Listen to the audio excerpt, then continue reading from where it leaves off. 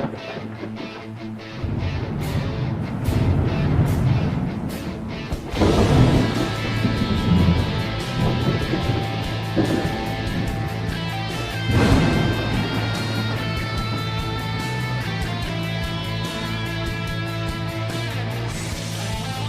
out there and welcome to the No Shit Cast. I'm your host, Matt Frazier. Well, I got some good news, folks. Article just came out today from Futurism.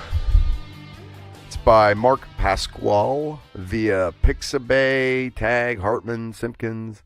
Not even really sure what the hell that's all about. But anyway, people are horrified when they have to torture a virtual person. Even in a VR simulation, the Milgram shock experiment continues to traumatize. If you get a chance, you should check this out. There's some video of this Milgram shock experiment they ran back in 1961.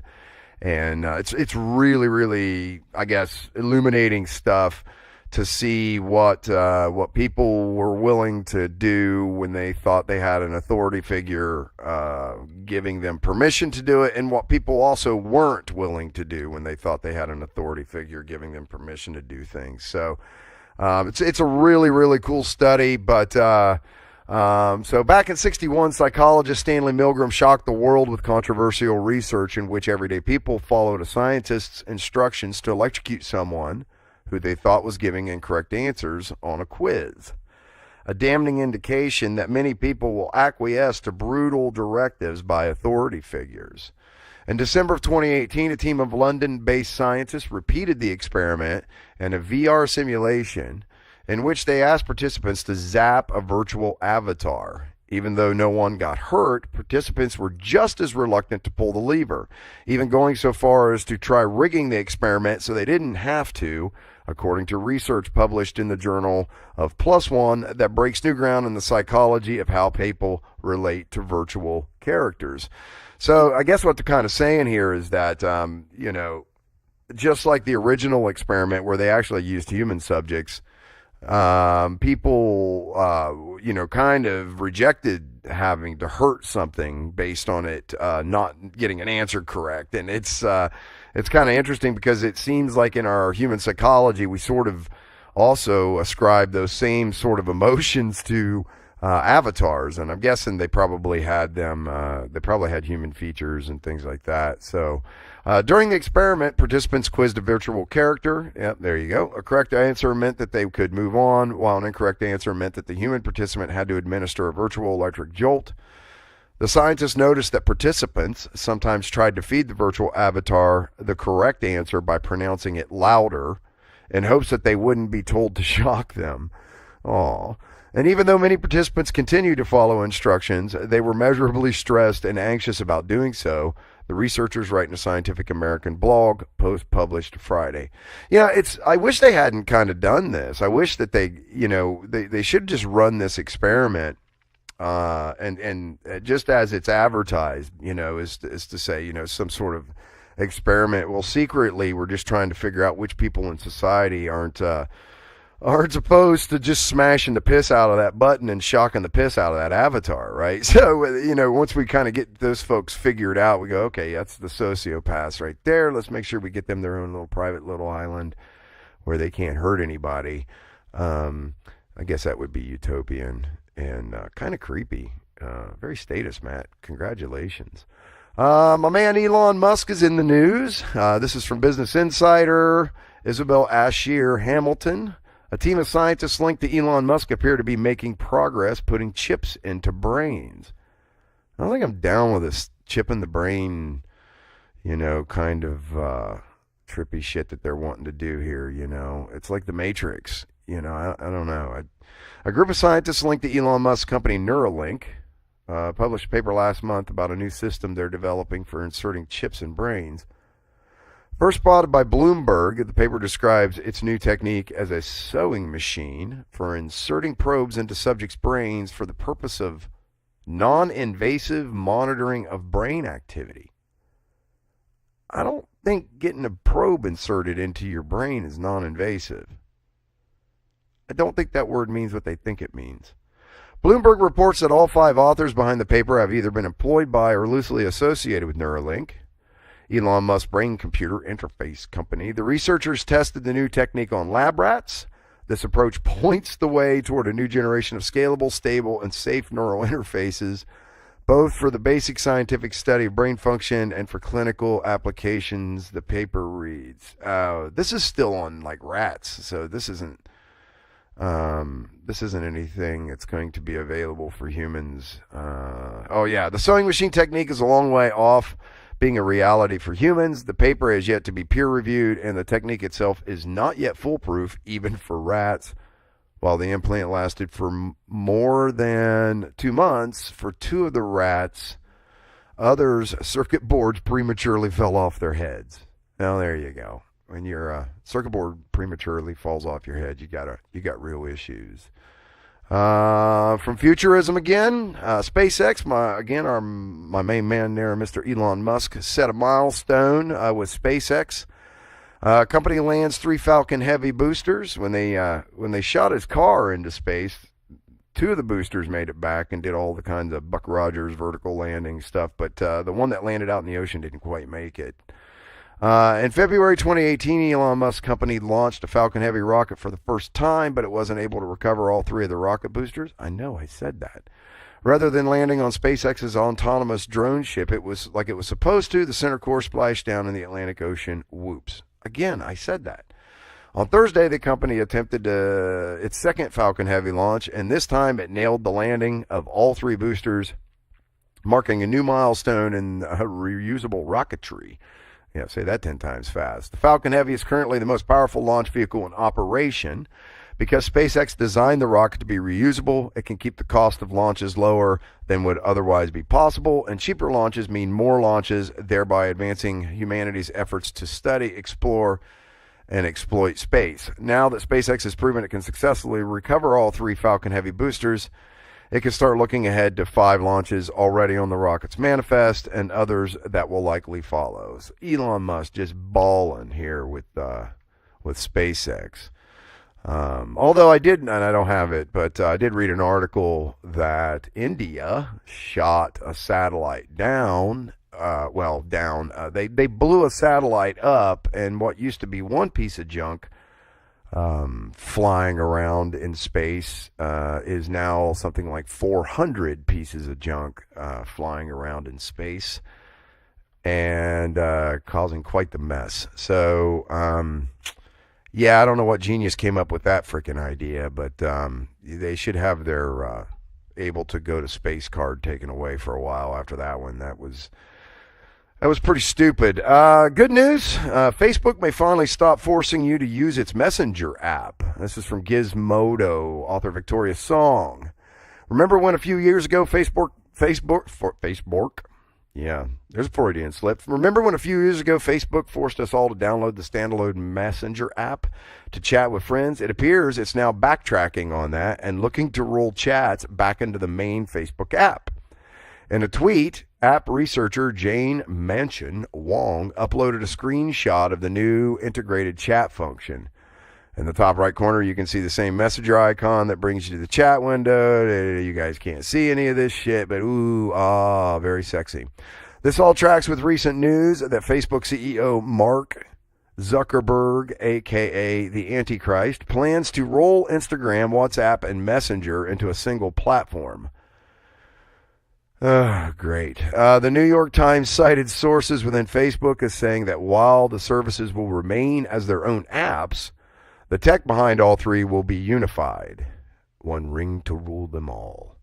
In any case, the Times report hints that integrating all 3 messenger services is a big priority for Facebook in 2019, as Zuckerberg is reportedly pushing for the unification to be done by the end of this year or early 2020.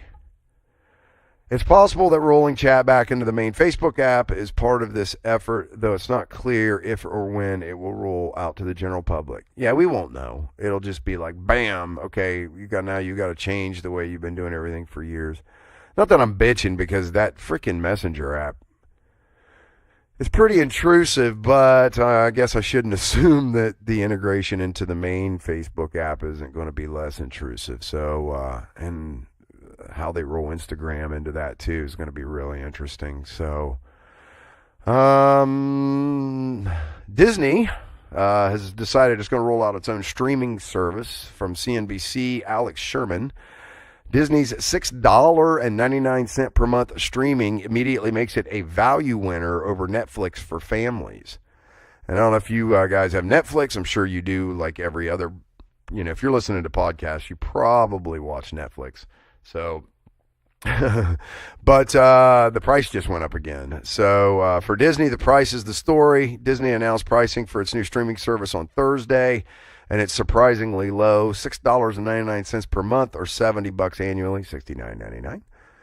The services won't include any advertisements. That's the headline from the Disney big launch of its new entertainment streaming service, Disney Plus, which goes live to the world on November 12th. That is a lot cheaper than Netflix, which announced earlier this year it was raising prices on its standard plan from $11 to $13 per month. Disney CEO Bob Iger, I bet it's Iger, has already said Disney Plus is the company's top priority. At the company's investor day on Thursday, Disney clarified that vision. Disney Plus is kids content.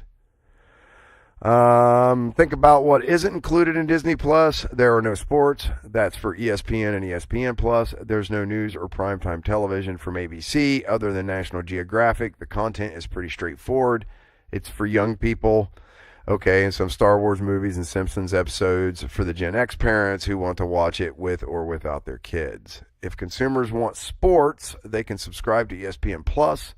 If they want adult content, they can subscribe to Hulu. And if they want family, there's Disney Plus, Iger said. So, and I guess as part of this, they're also going to be pulling all the content, the Disney content, off of some of the other streaming services, which is a lot more shit than most people think. But if it's going to be for kids, some of that's not going to be, I don't know, maybe they'll put it on Hulu. This grouchy employee hates Walmart's new floor scrubbing robots. This is from Futurism again. You can see a trend here, right, folks? And Kristen Hauser. So I get a lot of people giving me shit anytime an automated piece of equipment or a news story or something comes out about an automated piece of equipment doing something strange. And so this article came popping up, and I thought it would just be really cool to kind of talk about this. This is for you, Mr. Occidental Taoist. The worker alleges that the bots need constant babysitting and have a dangerous design flaw. On Tuesday, the Wall Street Journal reported that Walmart planned to add thousands more autonomous robots to its workforce. And they already got us, scanning their own groceries out, which I got to be honest, I kind of fucking prefer. With automation, we are able to take away some of the tasks that associates don't enjoy doing, Mark Probst, Walmart's U.S. Senior Director of Central Operations, told the Wall Street Journal. At the same time, we continue to open up new jobs and other things in the store. Yeah, that's when I do automation and I replace jobs, that's what they say too. Oh, we're just going to retask those people. But when it all boils down, somebody ain't got a position anymore. But one employee is complaining that all the Walmart robots are doing is giving him a new, even more tedious task, babysitting a robot, essentially, while also potentially putting customers in harm's way. Babysitting bots, a person who identified himself as a Walmart worker named Mark from Niagara Falls, New York, recently called in to end the NPR program On Point. He told the host that the autonomous robot scrubbers have only added to his workload. Quote, you hook it up to your cell phone and it sends you text messages when it needs help, Mark said. The other night, it needed help at 11:07, 11:10, 11:20, 23, 25, ... The time I take babysitting it, I could scrub rings around it with the Tenet T7 Auto Scrubber. Ooh, that's probably like the deluxe version. I don't know. You have to Google it. When the Walmart robots do work autonomously, they can only handle the easy stuff, according to Mark, who explained that associates will instruct the machines to scrub the same alley over and over and over again all night just to keep them occupied.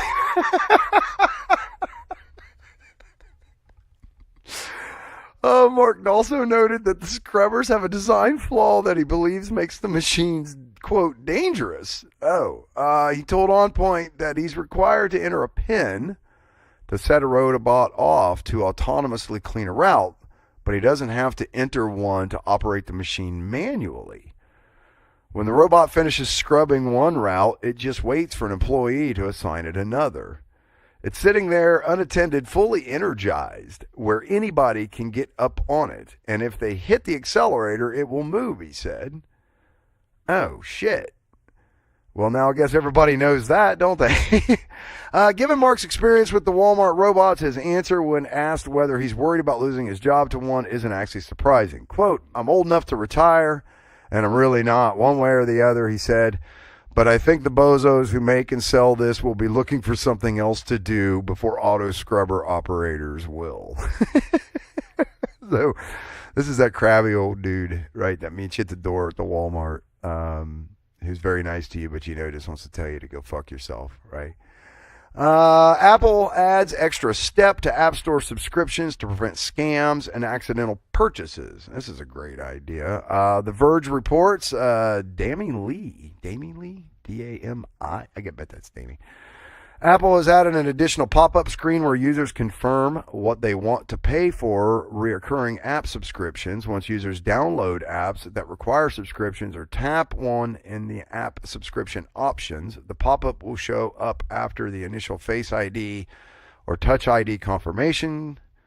The Confirm Subscription menu explains to users that the subscription will continue unless they cancel in the settings. It's useful information to know, especially since most apps lure users by offering free trials. And users may be unaware that their card or their credit cards are still being charged after the trial ends. The feature was first spotted by developer David Barnard on Twitter. Oh, I guess that's kind of a cool thing. I've never accidentally purchased it. Of course, I don't purchase apps because I am so tight I squeak. It's awful. I think I've bought, I'm not joking, maybe 4 apps since I've had my iPhone, and I've had an iPhone for almost 10 years. Isn't that pathetic? So this comes from Boing Boing. Ford CEO, we overestimated self-driving cars. Yeah, you think? Who's the author of this? I guess it's just Boing Boing. Ford CEO Jim Hackett, formerly head of the company's autonomous vehicle division, publicly announced that the company had, quote, overestimated the arrival of autonomous vehicles, and that the vehicles, when they did arrive, their, quote, applications will be narrow, what we call geofence, because the problem is so complex. Now, I just got a RAV4, and shout out Ken DeLong and Buckeye Toyota, but I just got a RAV4 that has like this lane sense thing. It's really fucking cool. Plus, it does the radar cruise control, and it's not like autopilot. You can't put an address in and tell it where you want it to take you. But it's cruise control for the steering wheel kind of thing, basically. And if you're on the highway, it kind of keeps you in your lane. So I guess to what level you're looking for this kind of stuff. But, that kind of shit's available now. Hackett confirmed the company still planned to launch self-driving vehicles in 2021. The company has spent more than $4 billion, that's a billion with a B, trying to develop autonomous vehicles. This is particularly grim news for rideshare companies like Uber and Lyft, who have insisted all along that they will stop losing billions of dollars once autonomous vehicles come along and they can fire all their drivers. Well, there's a great business model. Even though Hackett walked back immediate hopes for autonomous vehicles, he made it clear that he believed in the technology's potential. Quote, when we bring this thing to market, it's going to be really powerful, Hackett said. That's from Amir Khalid from Engadget. Is actually the original author there. Has anybody, maybe you should tell him that Tesla's kind of mostly sort of already doing it? I don't know. But it's sort of being done. This is a pretty interesting article from Vice that I saw today that I couldn't wait to talk to you guys about. This is from Vice News. Good Lord, Janelissa Pringles. And the headline reads, the world's first 5-dimensional porn theater is a wild ride. The theater's a good response to the efforts to scrub the red light district clean of anything that smells like sex or looks like fun. Again, this article originally appeared in Vice Netherlands. Porn star Kim Holland whispers in my ear while she massages my shoulders, "You're going to have quite the experience." She assures me, "Just sit back and enjoy." That's what she always says, though. So, and she says that also to everybody. It's Friday night, and I'm in the world's first 5D adult cinema, which opened this month in Amsterdam. Of course it did, because those people know how to have fun. With me is Kim Holland and 5 of her colleagues, all adult film stars who helped put this 5D sexperience together. The film itself is in 3D, so I have to stick on special glasses, you dirty fellow. You know you do. Which is handy because during the film, substances are squirted into the audience and can end up in your face. I bet it does. The liquids come from the special chairs where we sat on, which also release particular smells based on what's happening on the screen, and swerve and vibrate in sync with the action. The location is the former erotic movie theater Sex Cinema Venus. Founded in the 1970s, it was the place to go for high-quality porn for decades, but the theater was shut down 10 years ago in one of the city's many attempts to clean up the red light district. So it's not surprising that at a time when Amsterdam is trying to keep their inner city from becoming just an amusement park for tourists, some local politicians were not happy when Kim Holland announced her plans to start a 5D porn cinema. No one would stop her, though. Apparently, the concept of showing people having sex in 5 dimensions actually falls within the zoning plan of the building. Imagine that.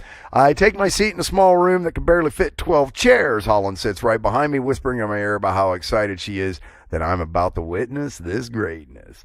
The film opens with a shot of Holland and her friends lined up like superheroes. The camera then takes us outside into the red light district where we see a man smoking marijuana, them rebels. From here, the story goes a bit like this. He fucks a few women, he gets a bike stolen, he bumps into some tourists, gets a BJ, takes a canal boat tour, has a threesome in a jacuzzi, eats a banana out of stuff, and one of the girls at Amsterdam's famous banana bar. Gives a BJ, and finally punished by a dominatrix. So, it pretty much covers all the bases if you're going to do porn, I suppose. Throughout the film, chairs swivel and swerve along to the action. When our hero arrives at the jacuzzi, actual bubbles start floating by, and whenever one of the actors comes, we're squirted in the face with a substance that I can only hope is water. Ew. Meanwhile, the shots change every 3 seconds, so experience quickly becomes a real roller coaster for the senses. The film is an ode to horniness with the subtlety of strobe lighting. So there you go, folks. You can go to Amsterdam and do virtual porn in a theater with a bunch of other people, which is, I don't know. It's kind of weird. So that's sort of the wrap up for today. Appreciate everybody listening. Keep hitting those like and subscribe buttons, man. We really appreciate all the downloads and feedback. It's been wonderful, and I'll catch up with you guys here real soon. Thanks for tuning in, and I'll catch you next time. Bye.